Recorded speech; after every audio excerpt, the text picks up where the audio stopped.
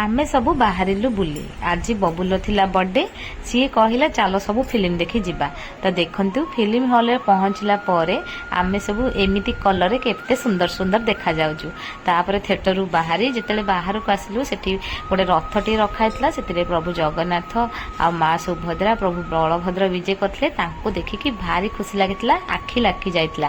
तापरे आसिकी आमे खाइतलु खाइबा सेमान सबू बिरयानी खाइतले आमे सिप्रामरो खाइतलु पनीर तरकारी माने भेज थाली एमती सब खियाखी होता। सत कहूँ आज दिन 3टा पर्यंत आम कि भी खाई नु कारण प्लानिंग ही नाला आमर कड़े जीवार। तो सेमती न खाई पलैलु कारण शो ना स्टार्ट हो जीवार था। आ ठीक टाइम रे किंतु आम जाइए पहुंची जाइलु।